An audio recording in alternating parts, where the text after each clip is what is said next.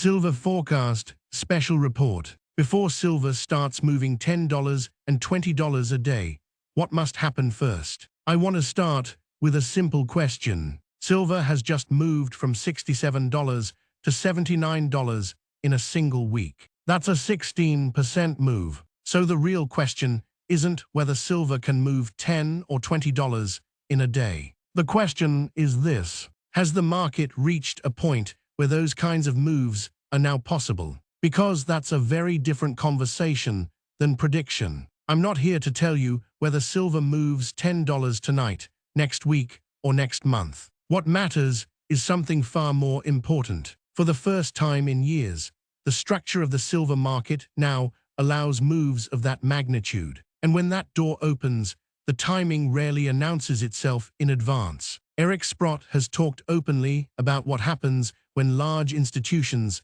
finally recognize a physical metal shortage. Gentleman at Morgan Stanley suggested the new model portfolio 60-20-20, with 20 being precious metals. Right. Whoa, my God. Right. Blow the lid off. Okay, that just blows the lid off. Can you imagine if they really wanted to go to 20, where the prices of gold and silver would have to be? We wouldn't even recognize the number. You know? Right. Like it could be like $1,000 for silver. Not traders, not speculators, but banks, funds, portfolio managers, the kind that move size. When recognition shifts from interesting to necessary, prices don't adjust politely. They gap.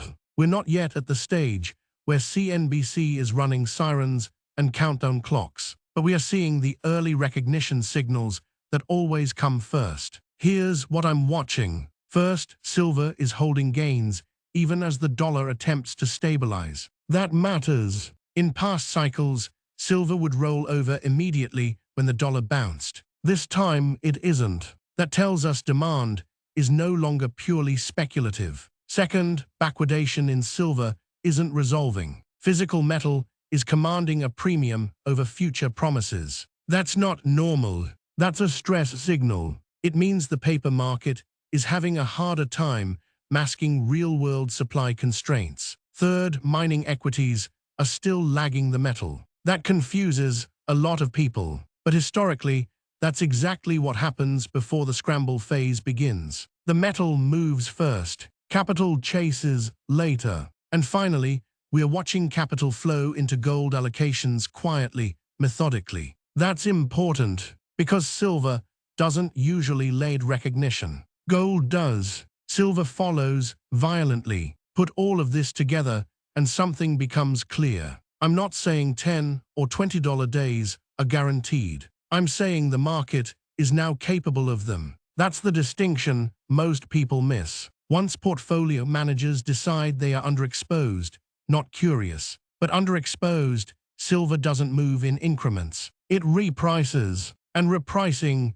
doesn't wait for consensus. If silver gaps higher overnight, this won't be a surprise move. It will be a recognition move. And if it doesn't happen immediately, the thesis doesn't weaken, because the behavior that allows those moves is already here. That's what matters. This isn't about predicting the next candle. It's about understanding when a market enters a regime where extreme moves become possible and suddenly frequent. We're not watching hype.